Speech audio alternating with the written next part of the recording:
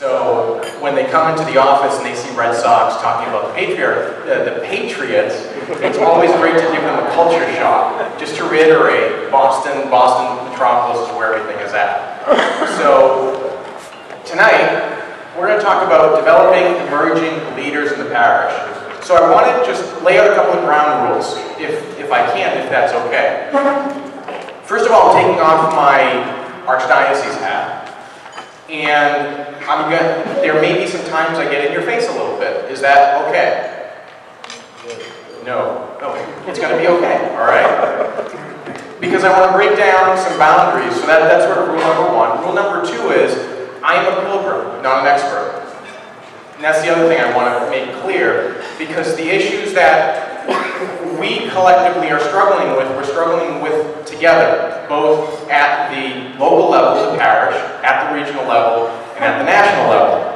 And just to get a little bit of an idea, is I'm also the just past president of my parish, St. Barbara Greek Orthodox Church in Orange, Connecticut. So that's sort of under the guise of where and how I'm speaking this evening. So I want to give you an overview of what we're going to talk about tonight.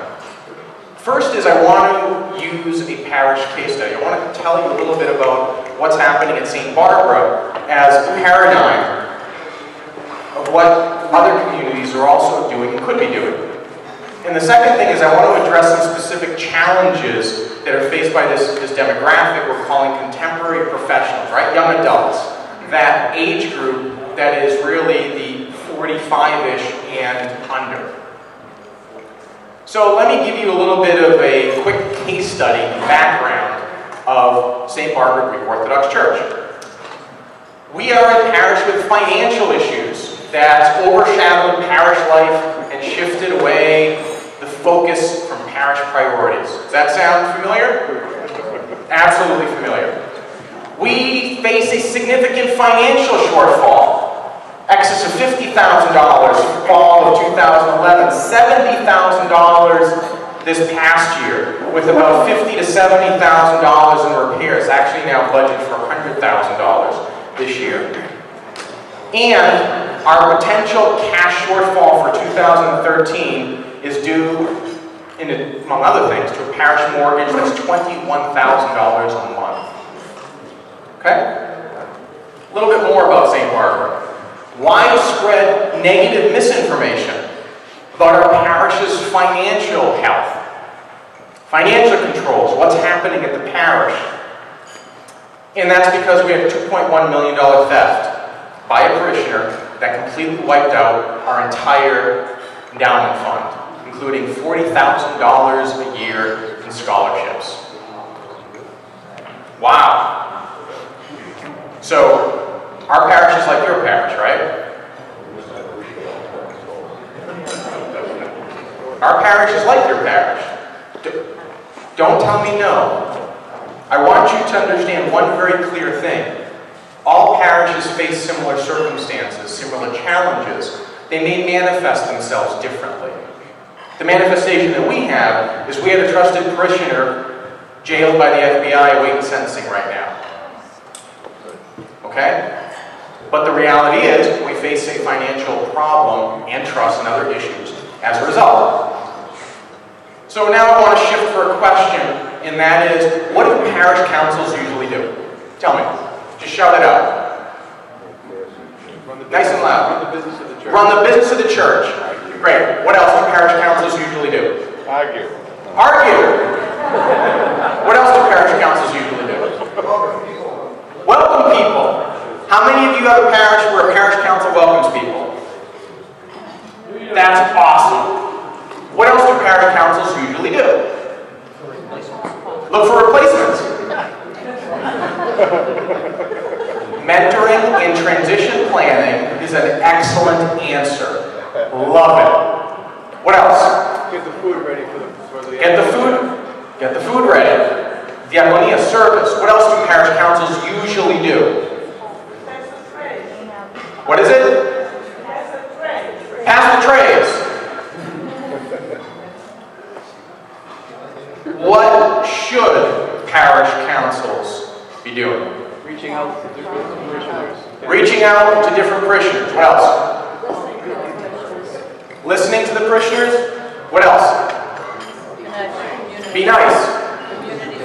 Community service. What else? Planning for the future. Excellent. What else? Being leaders. Being leaders. Great. What else? Now, can I ask you a question? When I ask you what parish councils do, and what parish councils should be doing, are they the same in your parish? Yes or no? Yes? Somewhat. Somewhat. That's probably what I would expect, somewhat. Why somewhat? Why somewhat? Why isn't it, yes, what parish councils should be doing is what they are doing in our parish? What's the inhibitor? We're human. I'll buy that. Personalities. Personalities, that's interesting. What else? That's the way it's always been done. The way it's always been done?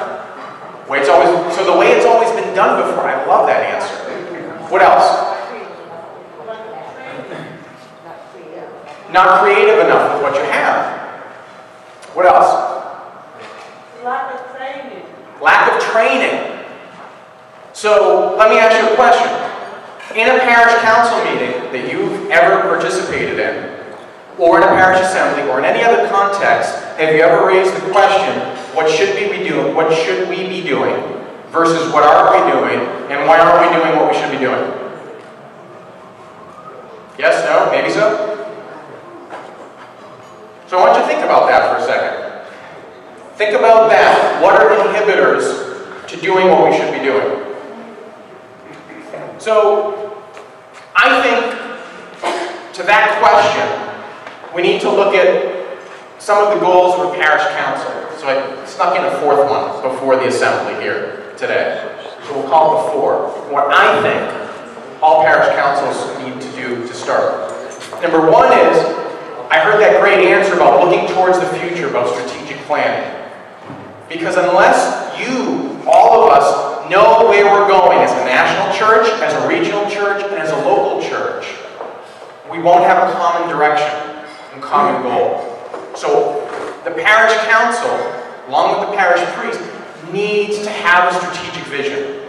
We need to orient our people to the future. The second thing, that's a tough one, that's the one I stuck in, is self-evaluation. Because it doesn't necessarily happen in the strategic planning process. If you're willing to go where you need to go, if you're willing to say, what should I be doing versus what I am doing, you have to be willing to be naked as a parish and as a community, to be honest with yourselves, to benchmark yourselves, to say, this is what we think we're doing, this is what we're really doing, this is what we're really doing. If you're not willing to do self-evaluation, you can't grow. It's like confession. Right? The next thing is you've got to enhance parish communications, my opinion. We don't do a good enough job of that. And we'll talk about that because it comes in many forms. And let me tell you, St. Barbara Greek Orthodox Church, we had a really, really big problem with parish communications. Finally, is create the ministry and volunteer structure to support the church. Those are the pillars that we, as a parish council in St. Barbara, decided to base our platform on in light of the financial challenges and in light of the theft. So what I just showed you here is what our 2012 to 2013 strategic priorities are. So I want to go through this with you. Strategic planning.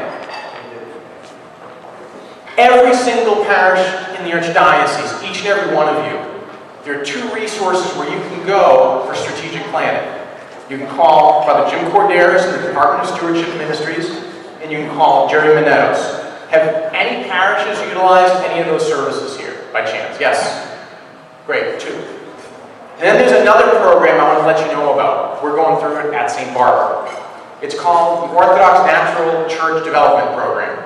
Anybody heard of it? The ONCD?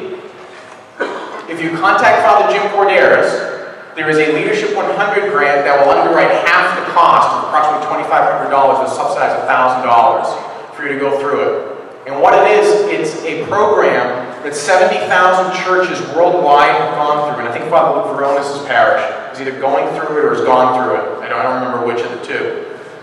That basically gives you a way to self-evaluate your community along 8 parameters. So you can basically benchmark the health of your community. And my opinion, now as we're going through the process at St. Barbara, it's an amazing process that you're able to now orient all your parishioners to help reevaluate the parish. Not in a critical way. Not, you see, I knew the priest was no good. That's not the point. But it's to say, where do we have an opportunity to grow? So, if you haven't done that at your community yet, this is where I strongly recommend you go. Second thing we did at St. Barbara is we formed the Council of Presidents. So everybody who's out to pastor has some place to go, like me. No, there was a realization that if you're going to look ahead to the future, you have to understand the past. We call it identity, don't we? Right? And we have a very strong sense, those of us who are Greek, or Italian, or Mediterranean, or bullheaded, whatever we are, of our identity, our history, and we're proud of it. How do you know where this structure came from that you're in right now? I have no idea. What were the challenges that led St. Phillips Greek Orthodox Church to be built in this location?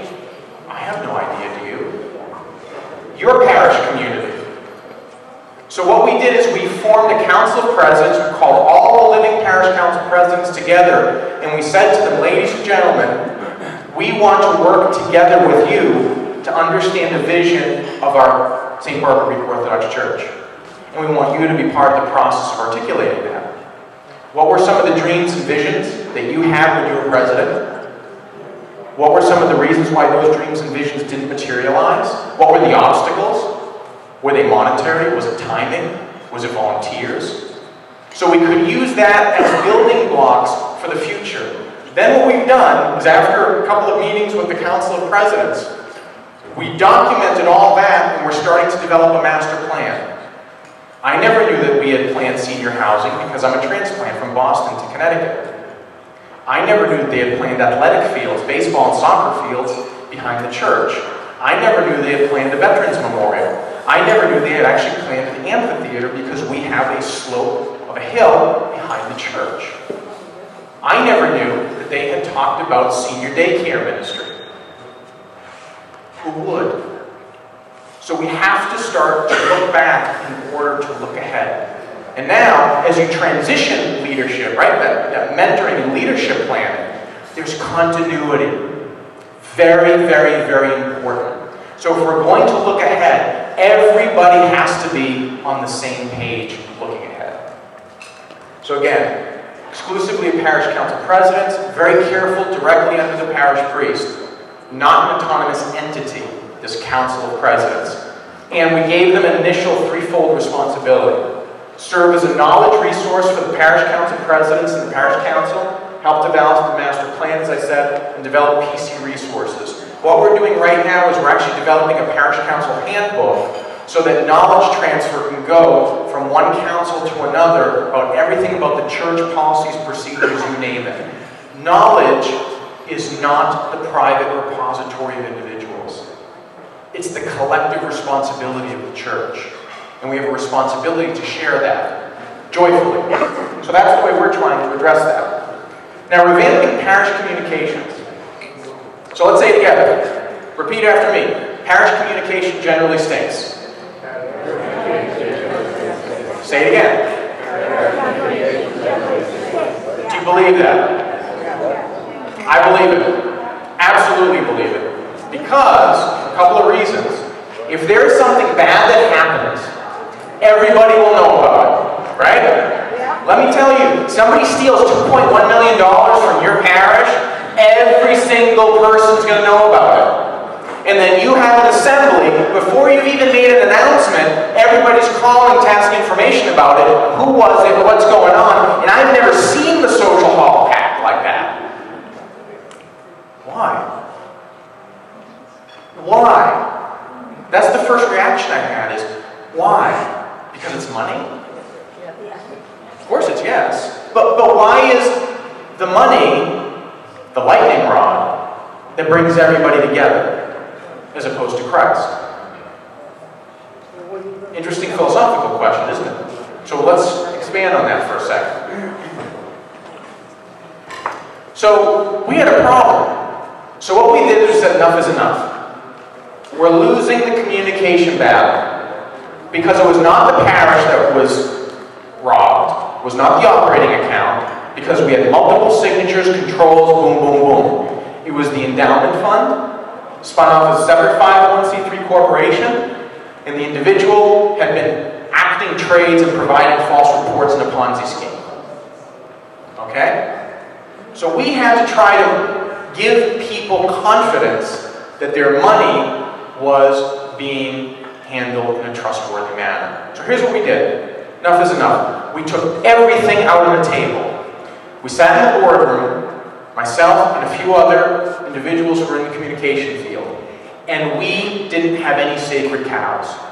Parish bulletin, financial statements going out to parishes, letters going out from the parish office, letterhead, the weekly publication, the monthly publication, what we were doing via email, what we were doing online. No sacred cows. Everything out on the table. Then we asked ourselves the question, if I am a parishioner who only sits at home and never comes to church, what is my impression of St. Barbara Greek Orthodox Church?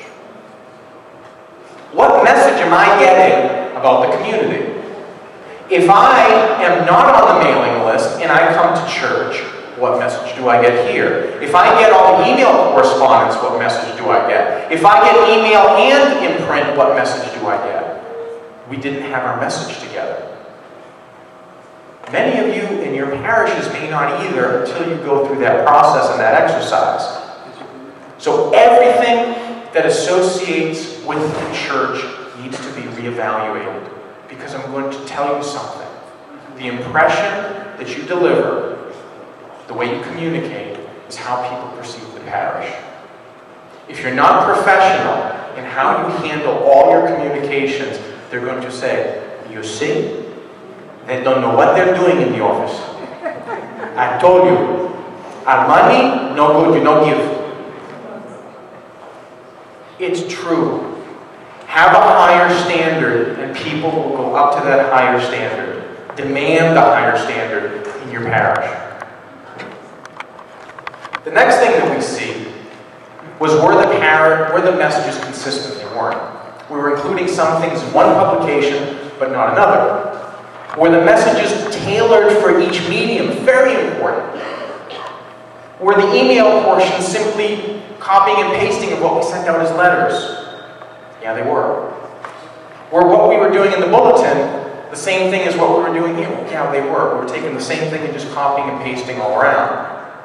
And then, as I mentioned before, if a person's not digital, or if they are digital, what are the messages they were getting? So those were some of the things that we observed. So what we learned as part of that process, which is a lesson I want to convey to you all, is analyze frequency, how often you're communicating, the mediums, where you're communicating, and the content, what you're communicating. So we decided to focus on that. And here's what we did. We assembled a team. If you don't have a communications committee, you need one. It's very important for leadership development. We reinvented mediums. Somebody said we were doing things because that's the way we've done them, right? And I asked you the question, why are you doing things in your parish?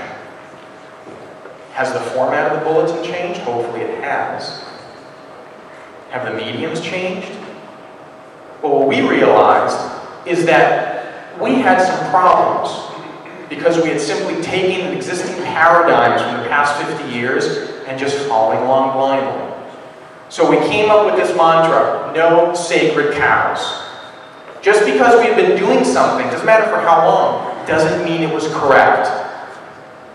So everything was on the table for reassessment with what we were doing at St. Barbara. And it paid off. We then developed a plan where we were going to synthesize some new things and some old things that we were doing. We were not consistent in our distribution of our bulletin. We would do a print bulletin, but we weren't consistent with an email version. So we made it our goal, email, web, and print every single week. Great mode of basic communication.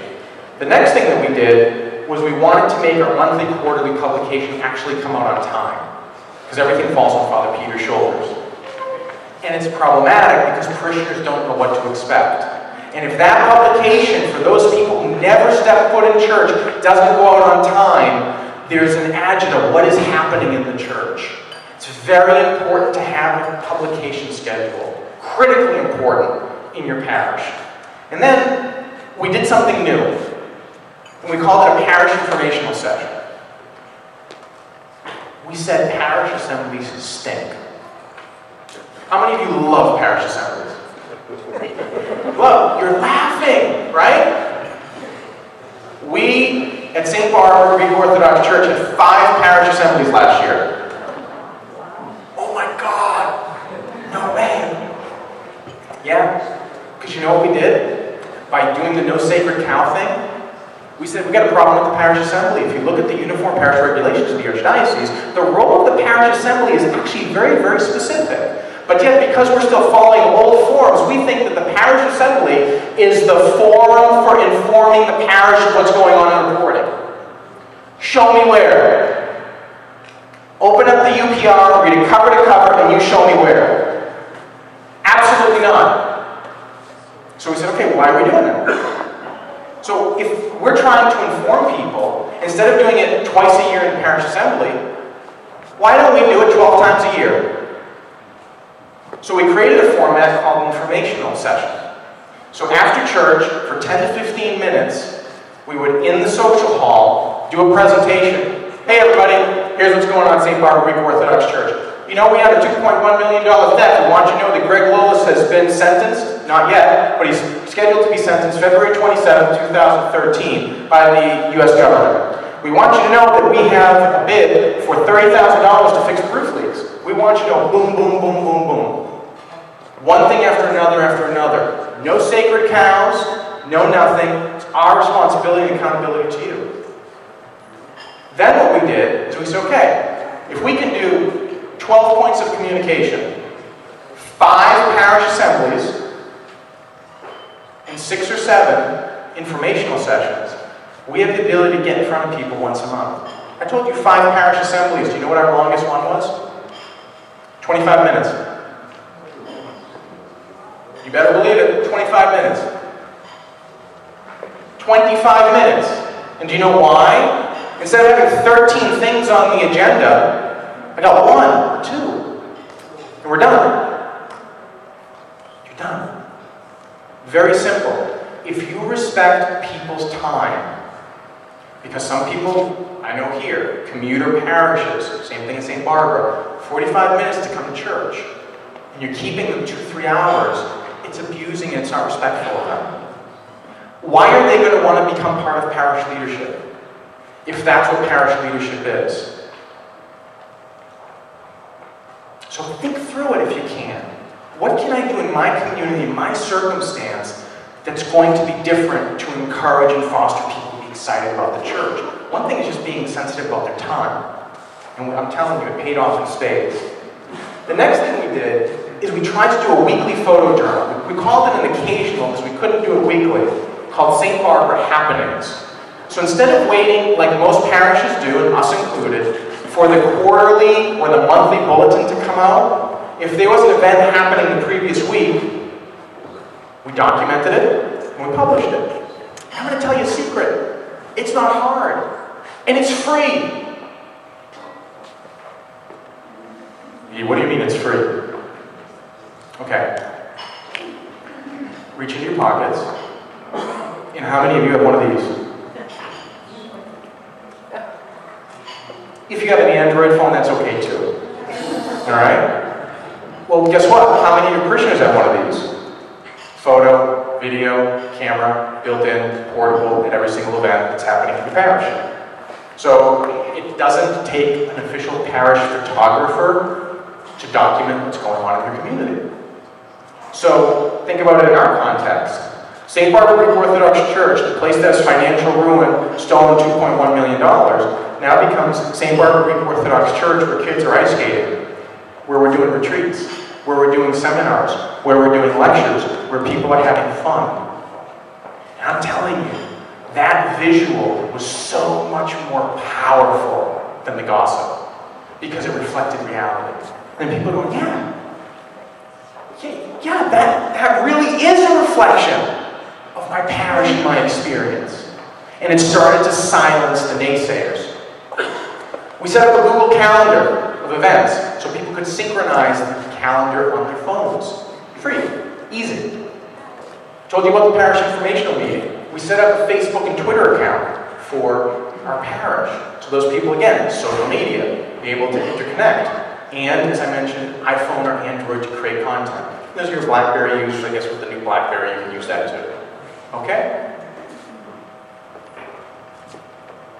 And then we thought, use every touch point as an opportunity. Reiterate core messages and update repeatedly. I told you that our parish priorities were threefold. Strategic planning, communications, and volunteer management, right? Building up our volunteer base for our ministries.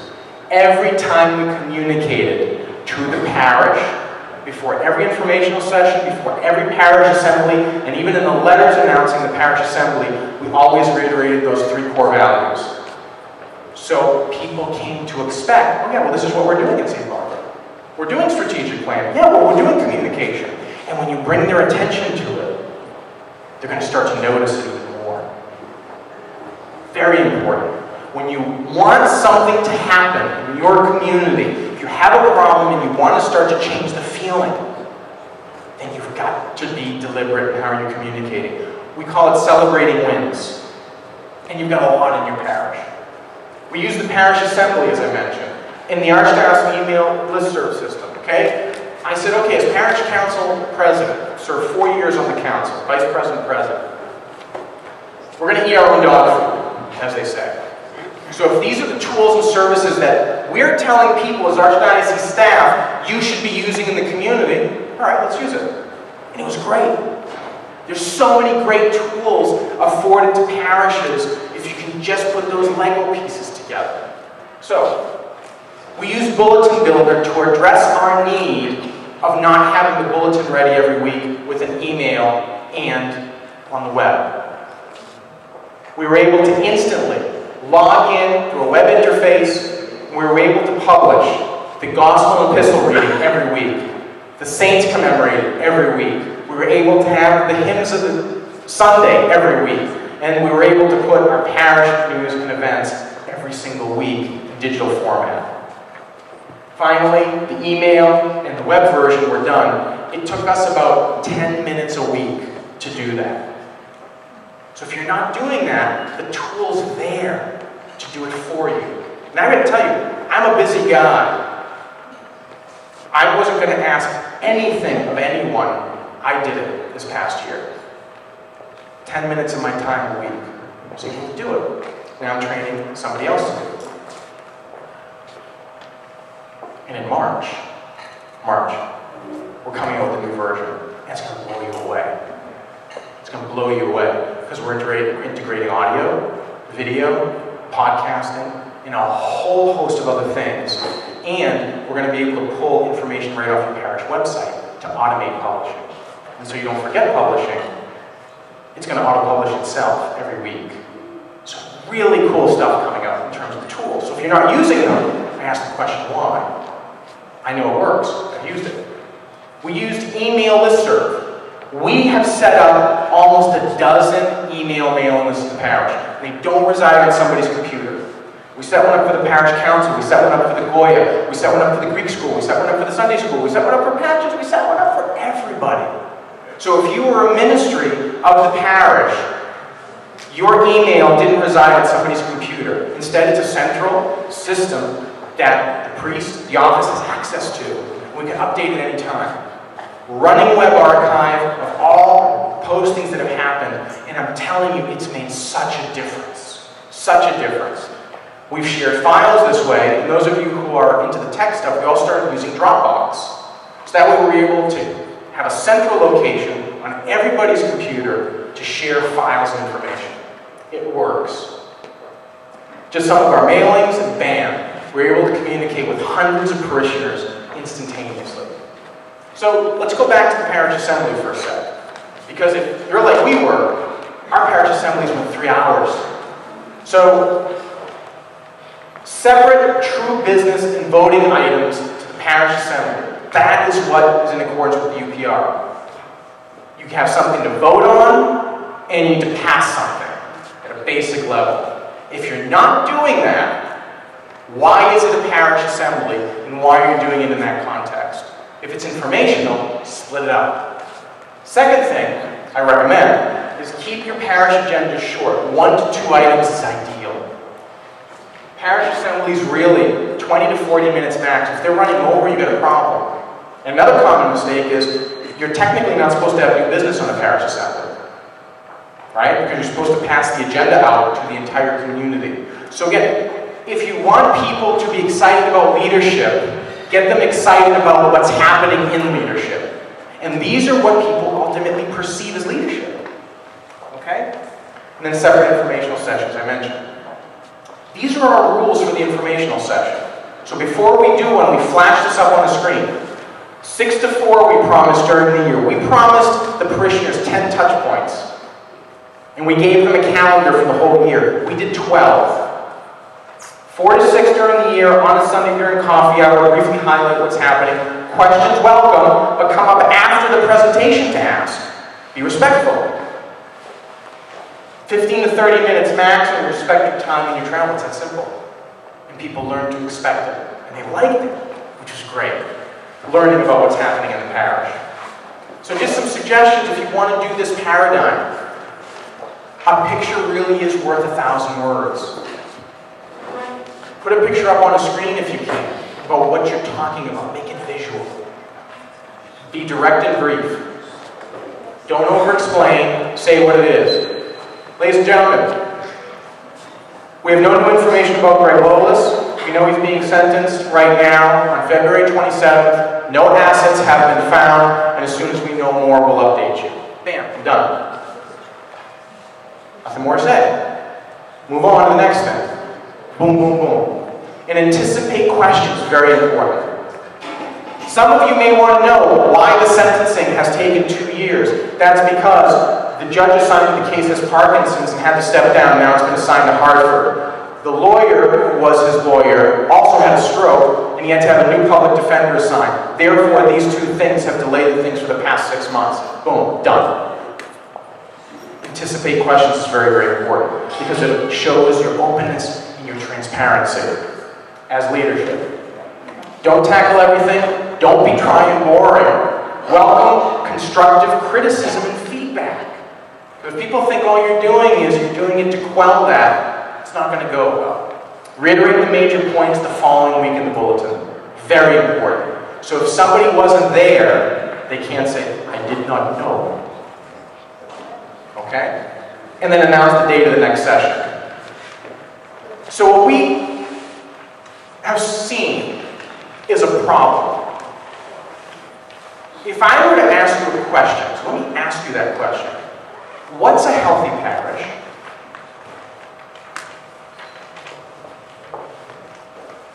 A growing parish. What does that mean to grow? It means you're drawing more people into Christ, more people who want to get involved in your church, in the activities and the ministries of the church. Devil's advocate question, because I love you. Is a growing parish necessarily a healthy parish? Can a parish be healthy without growing?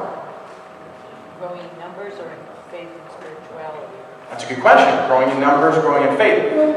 And then and John, I'm not picking on you, but I think that is the common assumption. But I want to have a caveat. I want to have a footnote to what you're saying, because I agree with you. If we're doing the right things, we should be growing. And that's one of the things that the Natural Church Development Assessment says, that if you score on the benchmark a certain number in all your things, without exception, all those parishes are growing parishes. However, I asked you a question. If there's a parish that is a non-viable area population-wise, but yet it's doing senior ministry, is that a healthy parish? Sure, I don't think so. So, I want to challenge you with a very simple question. I think it's a tough one, and I don't think we've ever articulated it from the Archdiocese or thought about it. What on earth is a healthy parish? If part of your role as parish leaders is to be a leader, you're supposedly doing something. You're supposedly setting an example by definition of leading. You're supposedly taking me somewhere by leading. But what on earth is your parish like? And how do you know it? How do you benchmark it? So I think a serious conversation we have to have, and this goes to why on earth aren't there my age demographic in the parish? Okay? I'm not sure we're healthy parishes, ultimately. We might be financially successful. I'm not sure we're healthy. So and I'm being devil's advocate here. So what we started to do in the Internal Ministries office, we started to think about that. And say, okay, we throw to parishes products and services. So basically you're like a Sears catalog. So I can go through and I can flip through and I go, oh, you offer this product, it's very cool. Or you offer this or that. But where's my benchmark for you?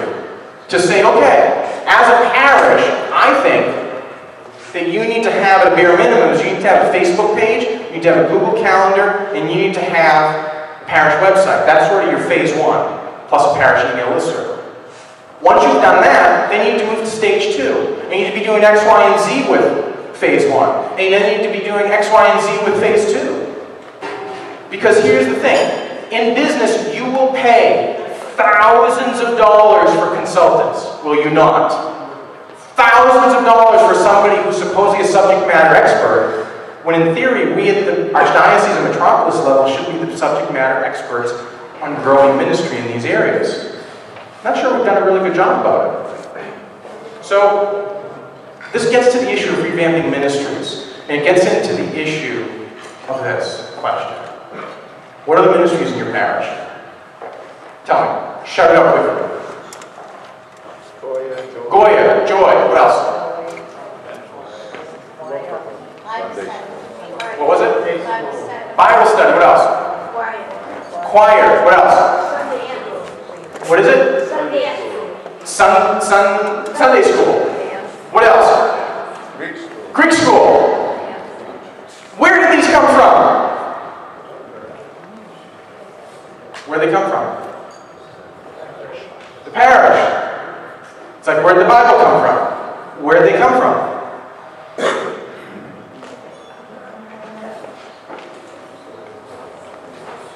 What is a healthy parish? Where did these ministries come from? Did you inherit them? Did you inherit them? Yes, you inherited them. I want you to name for me, please, 3 new ministries that have started in your community, in your parish in the past 5 years. Evangelism ministry, what else? Mommy and me. Mommy and me, what else? Orthodox Scouting. Orthodox Scouting, what else? What is it? Family night. Why did you start a new ministry? To target other age groups and to get a whole community involved. To target other age groups and get a whole community involved. Can I spin that question for a second? Did you analyze a need? Did you analyze a need? Yes? Yes. So now I'm going to ask the next question. You've inherited ministries. Some of you have created new ministries. You supposedly analyzed the need, and now we're talking about a healthy parish. So the question that I want to ask you is if we start to think about this in terms of parish leadership, and we start to think about this age group that's missing, have we done any ministry to our young adults in a concerted and active way? No. Not successful. I have to say something. Yeah, please. By calling it Goya, that's knowledge. Okay, we have a Goya, that's wonderful. Yeah. But it doesn't encompass the way it should be, you know, totally. I think maybe we need to. I get what you're saying. So let me rephrase it a little bit. I am a huge fan of the death of ministry. Okay? Because do you know why? Now I want you to think through my logic for a sec. If you're a healthy parish, you've identified a need for something. So you've created something around that to help that solve that problem. Don't we have life cycles and things? Right? Would you agree with me? Business, life in general, we have life cycles. I think it's a fantastic thing when ministry goes through a life cycle, and that ministry is no longer needed because it's established, it's reached its goal. Only if we then start to reevaluate, we lay ourselves bare as a parish and say, this is now the need of the parish today, so now we need to shift our resources to address this issue and this issue. So ministries should be going through life and death. They should be going through beginning and fulfillment. Beginning and fulfillment. Constant reevaluation of who we are, what we're doing, what the needs of our community are. And what is good in Lexington is not necessarily going to be good in Lowell, or what's good in Nashua is not necessarily going to be good in Orange, Connecticut. Because our needs are different, our demographics are different. So that takes leadership, right? To say we're willing to strip ourselves bare and evaluate and be honest with who we are and where we are. So I asked them, where did they come from? And now the question is, how do you plug people into ministry? How do you do that? Honestly, how do you do that in your parish? Ask for volunteers. What's that? Ask for volunteers. Ask for volunteers. By example. By example, what do you mean by that? You don't always have to go out and say something. You just try to, you're put on front. You try to be Christ-like. Then people have the right reasons, and the ministry is for the right reason. But it's open to them. Let your light shine, so people will be inspired. I have a question. We just did the ONCD, the Orthodox Natural Church Development Seminar. And Father Jonathan, who's the facilitator, gave us an example. He said one parish that he was at, there was a woman teaching Sunday school for 40 years. So he said to her, my gosh, that's fantastic. You know, what an incredible love you had. She goes, oh, I hate it. And he says, then why have you done it? Because Father so-and-so asked me if I would do it. And what his point was, very important. We really do a bad job. And I mean this honestly, openly, prayerfully, and self-critically. We don't try to match people's gifts to ministry. So what happens? People get burnt out. We oversaturate them. The same people are doing all the things, right, in the parish. And is that really what the body of Christ is all about? So at St. Barbara, we said, okay, we got this problem too. So we're going to do something a little different. We're going to create a time and talent volunteer form. So we're now going to try to assess from our parishioners what their talents and interests are and where they want to volunteer to the parish. So we gave out a form. We put it online, and now I've got a couple hundred responses to be able to benchmark. So we formed a new ministry called the Safety Committee. We doubled our membership because of the volunteer form. Because people are interested. Because people want to have a place where they can do that. So we listed that on the back, all the different ministries that somebody could sign up for. So that's just where we are, not necessarily also where we want to go. So if we want to put people towards a direction of strategic planning, if we want to improve our communication, and if we want to enhance our volunteer and our leadership, these are some of the elements of what we need to do. And so, now comes the question to our contemporary adults. What's your place in faith? What is the place, what is the role of my demographic, age group, and younger in the church? What is it in your church? Tell me. If we're here tonight, to talk about this demographic as being a missing element in our church, and we're talking about needs-based ministry, and we need to minister to this age group, what role do we give them in the church? What is the process by which we understand their time and talents to be able to put them in? Are you doing anything in your parish? Honest question. Are you doing anything in your parish? Not a critical question. Are you? Because I want to know. We all want to know. Are you? Or is everybody sort of in the same boat and saying, I really don't think we are? And that's okay too. Because if we want to be open and honest with where we are today, we need to answer that question. So ask it again. Are you doing anything? Parish communication. I would imagine you could ask 6 different people in the parish and get 6 different answers. Some people know of things that are going on, others don't. Right? It goes back to communication. Now, I'm going to give you an example here. Okay, because we're not perfect. I'm using a living case study, because we're making mistakes too. But I want to talk to you about Cleveland. I had the privilege to represent the Archdiocese for several years, since 2001-ish, the American Bible Society.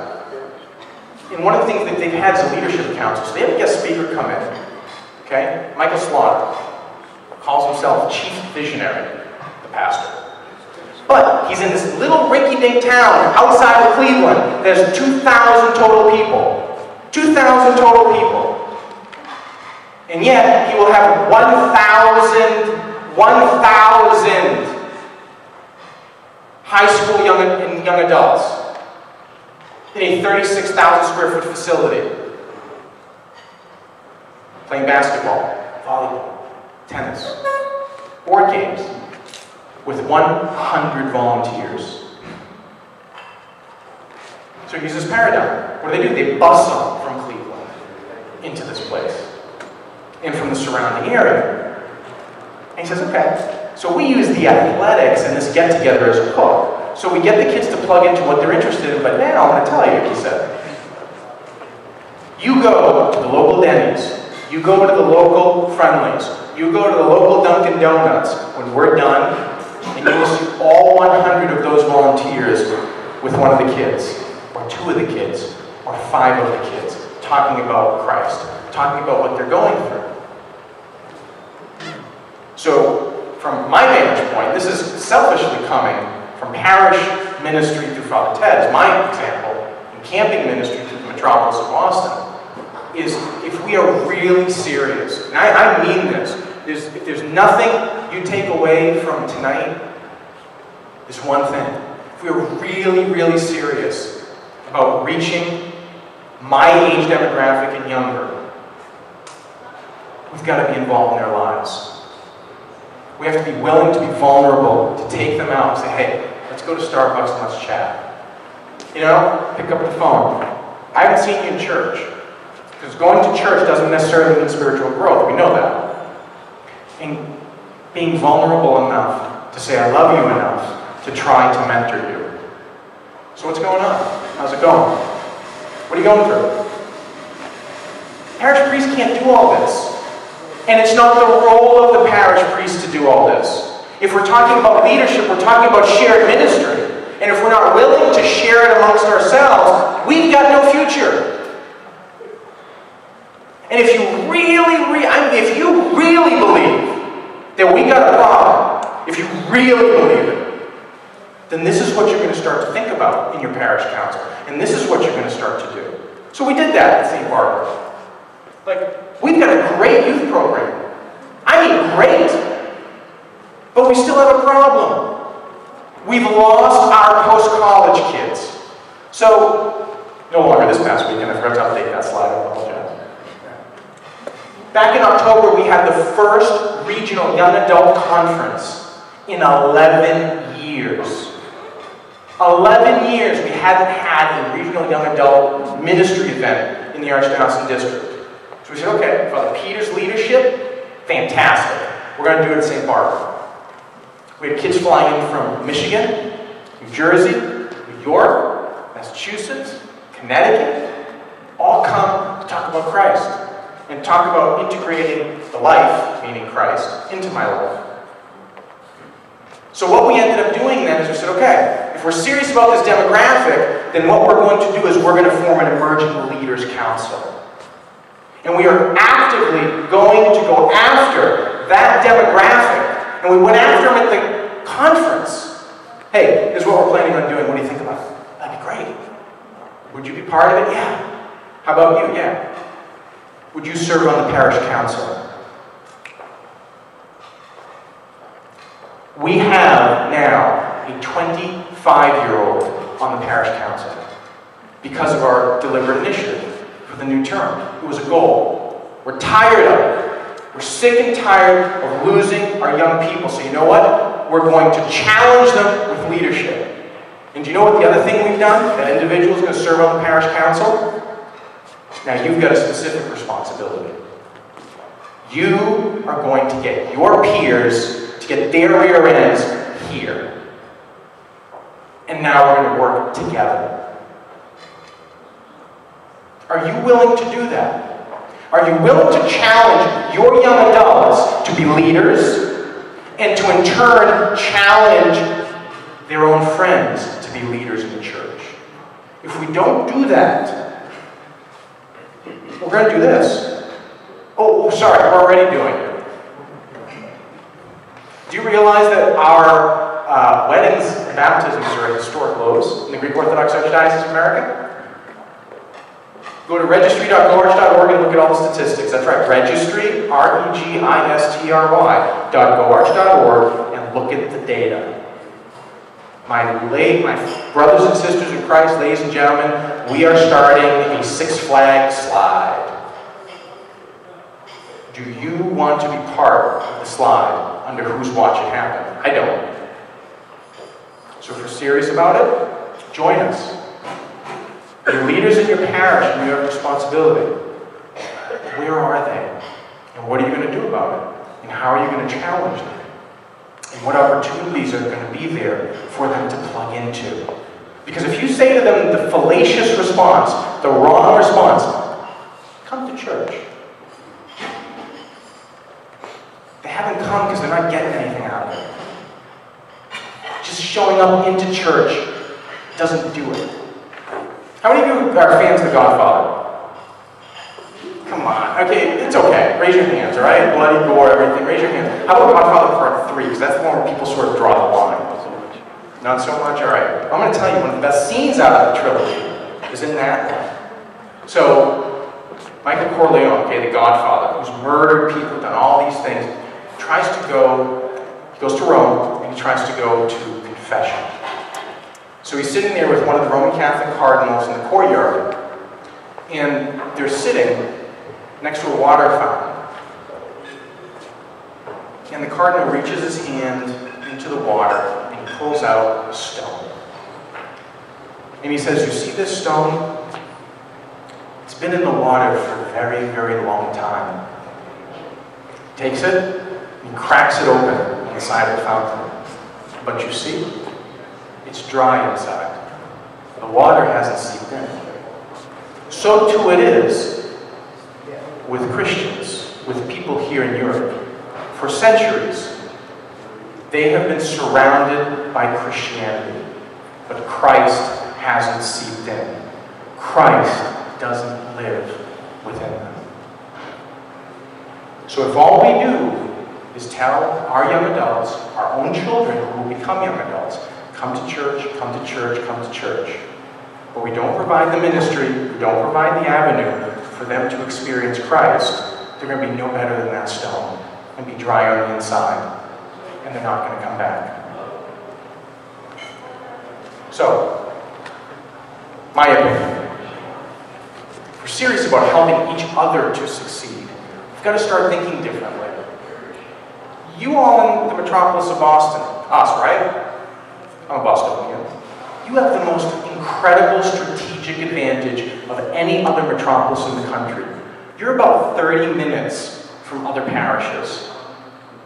Have you ever thought about having a sister parish where you're working together, where you're sharing ministry information? You're having your communications committee in this parish help the communications committee in that parish, your finance committee here helping here, sharing resources, working together for the growth, or are we in competition? How can we think differently to succeed? Be willing to put yourselves bare, to to recreate so that we can grow. Second thing, challenges are nothing but opportunities. If you come to St. Barbara Greek Orthodox Church today, you will never know that we had a $2.1 million theft, that we are no longer giving out $40,000 a year in scholarships, that we had hundreds of people screaming at each other in a parish assembly. You will never know it because we said, here's a challenge, we're not going to let it tear us apart. And to Father Peter's credit, he didn't let it. So that Sunday, he took his sermon as an opportunity to confront that Christ is in our midst no matter what. And if you go to the parish website of stbarbara.org, you will see that sermon of how he handled it. We're not afraid. We're not afraid of challenges. We're not afraid of the statistics, but we look at it as a wake-up call and say, okay, now I've got something to do. I got a job to do, so we're going to do it. Turn adversity into achievement. The real character of communities, the real character of leadership will come out when it stinks. When you're in your darkest moment. When things don't look so good. But prayerfully, trying to be Christ-centered, focusing on what God has to reveal. You will try to turn that around, and you will turn it around. Adversity into achievement. And parish leadership isn't accidental. We can't continue to do things the way we've been doing them. Because, as one priest said in one of the last things, the definition of stupidity, right? I'm paraphrasing here. Einstein said that if I continue to do the same thing over and over again expecting a different result, that's stupidity. Right? So, if we want to be different, if we want a different result than what we're seeing, we've got to do things differently. We have to be willing to challenge ourselves to do that. Are you willing to challenge yourselves to do that? And parish leadership has to be deliberate. It's got to be mentored. Just like that parish visionary, that pastor in Cleveland. It's not Orthodox. And we don't agree theologically. But you know, he's reaching people. And those 100 volunteers are reaching people just in youth ministry. And so, very quickly, because I'm at the cusp of my time, we have the resources at the Archdiocese. You know, we've got the iconograms, we've got e-cards that we can share our faith with. We have a program for parishes where you can set up your own e-commerce store to bring the material into your home. We have Orthodox Jobs, a place where you can post volunteer job information, where individuals feeling a calling in the church can find job postings. Resumes help is available. We have resources for kids. It's not that the material isn't there. I really believe that. It's not that stuff isn't there. I just don't know that we know how to use it and how we know how to mentor people properly to do that. And so, as I'm going to conclude here, because I've got 3 minutes left, because I can go on and on to showing you a lot of cool stuff that you're going to be, wow, we really have that? Yeah, we do. I bet you didn't know that, hopefully you did, that we do free web hosting. We've been doing it since 1996. So you don't have to pay for web hosting the parish, and it's with the #1 provider in the country, Rackspace, where Fortune 100 companies host, and we do live internet broadcasting, and we just shifted over to Akamai, the #1 backbone in the world for your live broadcast. It's not that the stuff isn't there. The question I have is, are we willing to take the steps necessary to do what we need to do as parish leaders? And so, I said to you at the beginning, I'm going to reiterate it right now. I've come to you tonight, I don't know why. I don't know why Father Ted asked me to do this. Because in my parish and in my walk, I'm a pilgrim like you. I don't have the answers. I don't pretend to have the answers. The only thing I'm trying to convey to you is I personally, in my parish, has found ourselves to be in a very, very difficult position.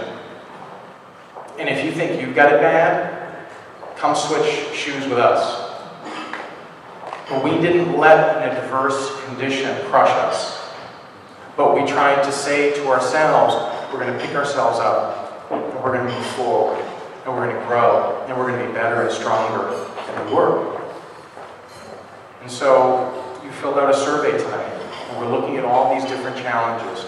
Please use this forum, and hopefully anything you've gleaned from it, as a stepping stone to ask yourselves the question, where will we go from here? Will you choose to evaluate yourselves? Will you choose to have a strategic direction? Will you choose to reach out to those young adults and find out in a very open and honest way why church, why their faith may not mean or may not be important to them? And are you willing to get involved in their lives, and are you willing to make a difference? Only, I firmly believe, if we're willing to make a difference, get involved in our children's lives and the lives of our young adults, will we have done our job to set a firm foundation for our church for the future. So with that, I want to thank you for the opportunity to come and be with you. And I hope that we have an opportunity, because you've given your email addresses tonight. We're going to use this as a beginning. You're going to be getting a link for a Dropbox share, which is a fancy term of just saying a place where you can go online to download templates and resources, so you don't have to recreate things on your own. And we're also going to be launching some discussion forums online so that we can start to use each other as resources to help interconnect our parishes to communicate better with what we're doing. So again, thank you for the opportunity. It's really been a joy and pleasure. I'm going to hand the microphone back to Father Ted, whom I don't need to tell you has been an inspiration for me.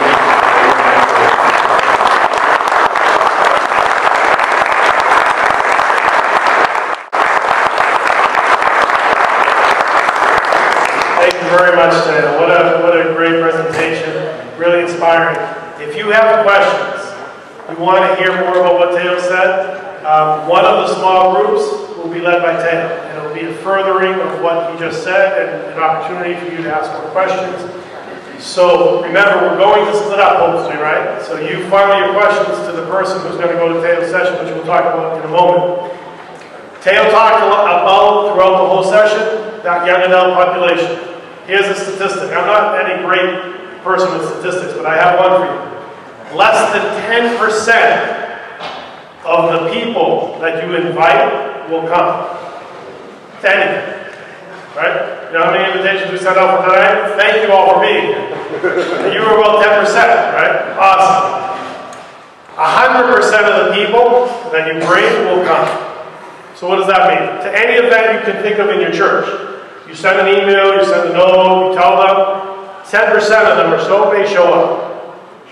You go and take them by the hand, I don't buy it, and bring them with you, they'll come. So you go find, Teo said they put a young adult on the parish council, and said, sure, you go find the young adults, the kids, whatever ministry you're talking about, and you have people their own age, communicate with them. The basics of what we teach our staff at camp and our seminarians about ministry and youth ministry is, in one word, relational. And that's nothing new. It's actually what Christ did. Christ sat at a table, Christ gathered the 12 and the 70, and then Christ left the church, the temple, the crowds, and he went after the one that wasn't there. He left the 99, he went after the one, and he carried the one back home. And not only did he go after the lost sheep, but he also went out to the streets, and he found the harlots, the prostitutes, the drug addicts, the people that are shunned somehow by society and or the church. And he was criticized. Well, why is he out there? And Christ said, because those who are well are really in no need of a doctor. But those who are sick need the doctor. Outside the walls of the church, there are a lot of hurting people that need a relationship with Christ. And so, less than 10% of the people that may get our invitation may come. 100% of the people that you bring with you to church, to seminars, to opportunities, will come with you. Speaking of which, in this packet, right after Teo's presentation, so I'd ask you to kind of walk with me for a minute, we have a few opportunities for our Metropolis to join in together. The first two are on this page right here. It's called Orthodoxy on Tap.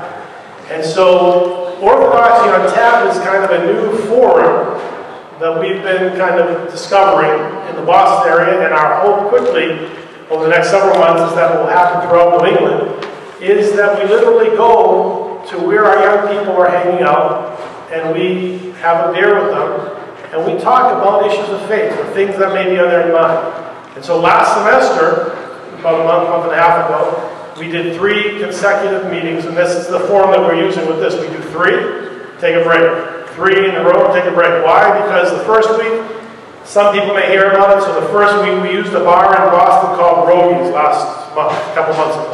So the first Thursday night at Rogies, we had 60 people show up, everyone 21 and plus. The next week, we had 90, and the following week, we were about 90 as well.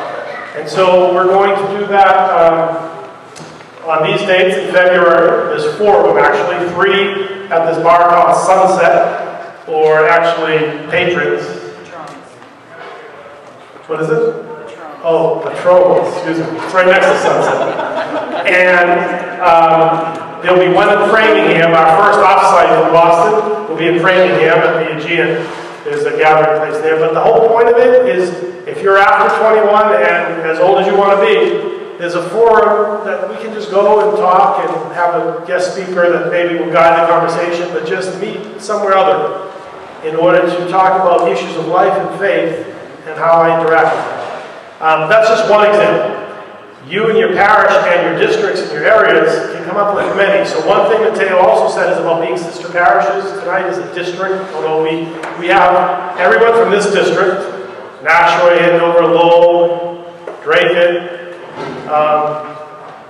anyone else I missed from this district? But we also have tonight in Hoover, we have Newburyport, we have Manchester, and there's another parish that I met tonight. If I didn't name your parish yet, raise your hand, tell me. So there are a few people from other districts as well. One great thing that has come up with some of these meetings we've been doing for the last few years, and we've been doing this now, this is the 3rd year that we're doing it every month in districts. On your own, together with your clergy from your parish, segments of these groups have been meeting. And so, for example, festivals. Many parishes do festivals. And so from a gathering like this, several parish council leaders with their clergy started meeting on their own to say, how can we help one another and succeed?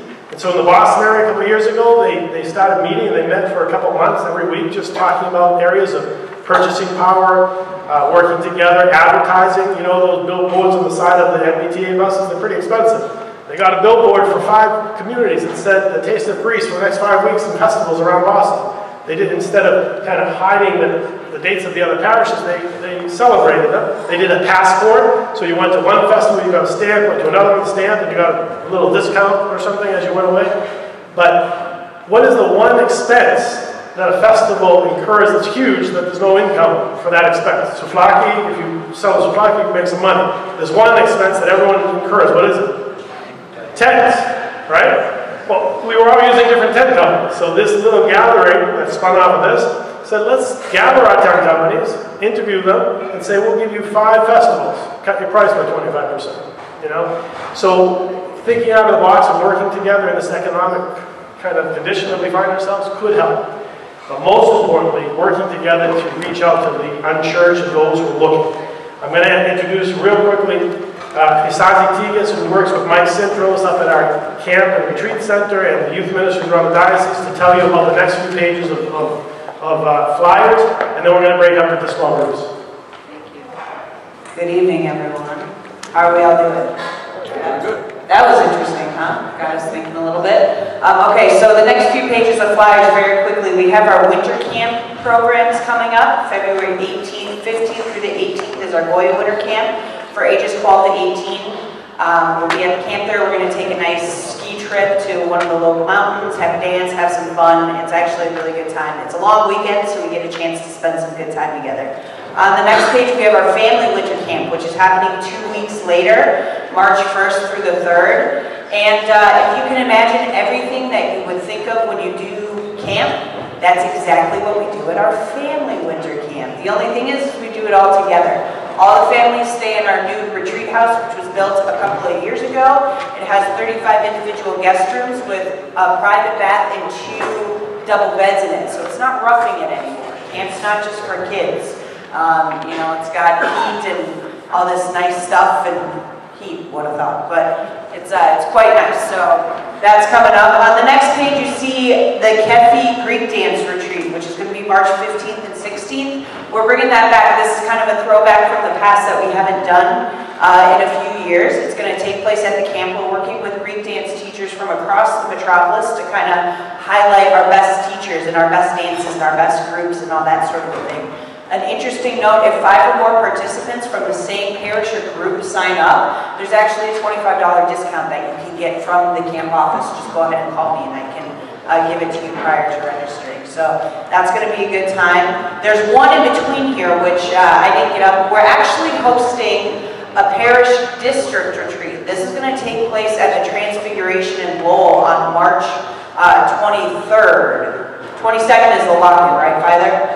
So 23rd, starting at 10 o'clock a.m., and actually this information has been given to the priest. There's flyers for this, everything. Families are invited for basically a day retreat at the parish. We're going to have a speaker, Father Ephraim Peters. He's going to spend some time with the adults. We're going to have camp staff do everything with the kids. We'll be together from about 10 in the morning to about 2:30 in the afternoon. Coupled with that, the night before, we actually have a lock-in for all the Goyans in the district, right there at Transfiguration in Lowell. So drop your kids off Friday night, go have a nice night out, have some dinner, and then come join us the next day for a retreat for everyone with a session and a nice presentation on, I believe, vocation and spiritual guidance. I think that's what he's talking about. On the next page, if you flip over, this is something that everybody in the room should really think about coming to. It's our first ever Metropolis of Boston couples retreat. For those of you who are married or something, if you've never gotten a chance to spend some time together at the camp, this is a great opportunity to do so.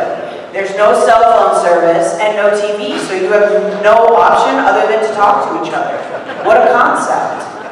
Okay, so we're pairing with Dr. Phillips, who's a marriage and family therapist, who's going to kind of help guide us in this whole thing. But we're going to work on interesting things like communication, listening. You know, I know all those things that you're already great at and have down pat, but we thought maybe a refresher course. So that's happening May 24th through the 26th. And then our camp season will start on July 3rd. We'll start with our family camp. We'll celebrate the 4th of July. And then the following Monday, July 8th, starts our first youth session. So if you have any questions, there's more information on our website, mbcamp.org. There's more information on the Metropolis website, or you could like our Facebook pages, Metropolis of Boston Camp, Metropolis of Boston Youth and Young Adult Office. Join us on Twitter, Instagram, whatever you want. We're kind of all over the place, so there's plenty of places to find us. Or ask me. Have a good night. Thank you. This Saturday we'll be running one of the small group sessions, and so you can join that group for further information and discussion on this issue. Surveys. The survey that you got, you filled out. Nick has a basket. It'll be right in that area as you go to small groups. Please give us your surveys. It will help us with this grant initiative that we are working on to reach our young adults. The breakout sessions, great question. When we're done now and we go to breakouts, we end in breakouts. We will not reconvene in a big group. So the breakouts will go for about a half hour or as long as your group decides. So if the discussion is good and you want, but please know that you go to breakouts and when you need to leave, you can just kind of quietly get up and leave if it's still going on. We will not reconvene. So we're targeting 9:15 as soon as your group discussion is done. We want to thank you for being here. I want to just acknowledge and thank my brother priest who came and encouraged you all to come, Father Alex Chutzes, and our entire St. Philip community here in Nashua for hosting us. Thank you very much. Father Chris Mackey, Deacon Sal Fazio, and all our friends from the Andover St. Constantine Health Parish, thank you for being here. Father Anastasia Presbytera Lenny Dolores from St. George and Lowell, thank you very much. Father Tom Schmittis from Nashua, from Lowell, the entire Transfiguration Parish up there.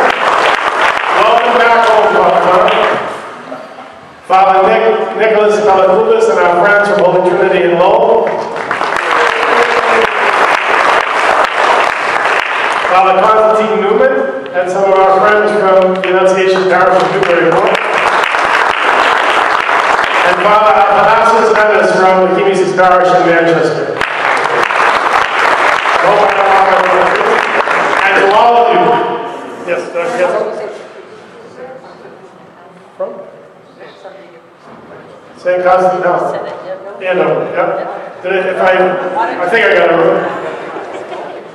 To all of you, thank you very much. I just want to show you who will be running our small groups. So Teo Nikolakis will stay in this room, either here or there, wherever is more comfortable. But for the discussion with Teo, Emerging Leaders Ministry Focus Group about the survey and about the ministry, as well as mentoring, Christine Ganavides. Christine, please stand. Christine will be through those doors to the left, the second door on the left. You can go, Christine, because we're coming. And then together, Chrysanthi, I already introduced you, will be down that hallway to the right. It's marked. Nico Salas is right next to her. He'll be with them. And together from our team from the Metropolis, we have Stephanie Wilson and Nick Adams. Guys, you stand so they can see you. Thank you very much. God bless you. Have a beautiful discussion in small groups. Please go immediately to small groups so that we use the next half hour wisely. God bless you and all the work that you're doing. Last thing, I'm sorry. If you did not register, Mark is sitting here at the computer. We need your email so that we can send you materials. If you did not register, please see Mark. Mark, raise your hand at the computer